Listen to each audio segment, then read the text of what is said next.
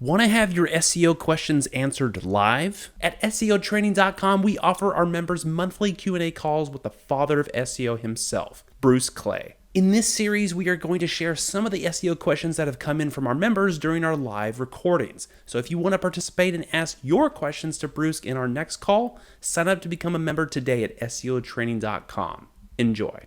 Is it helpful to our rankings to name drop celebrities in our content? For example, we sell a brand of microphones and we want to know if it would be useful to our SEO if we mentioned and often search for a singer or even a podcaster that uses this particular brand of mics. Probably. Now, that is far less. And by the way, I'm not positive if the singer or artist would get upset at you for doing that, because I don't know how you would do it without it being an implied testimonial, because that's why you would do it. And they may take exception to that.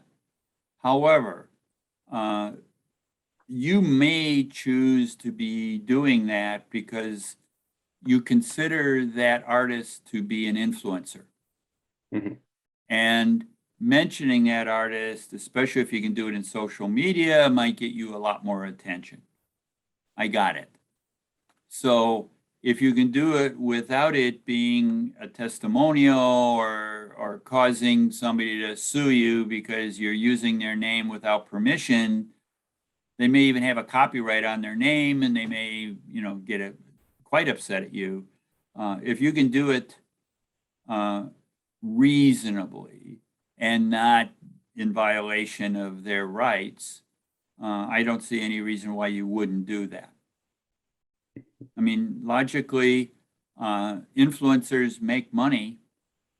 You may want to say, hey, I have this article, it mentions you.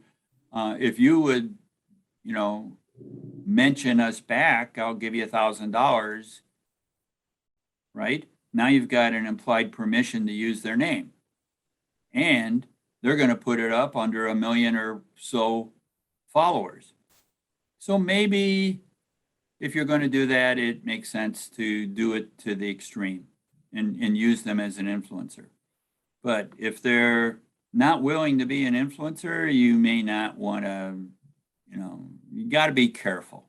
You got to be careful. I cannot encourage you to just blindly copy anybody that is an artist, because, they may get really upset at you doing that, especially if there's an implied testimonial.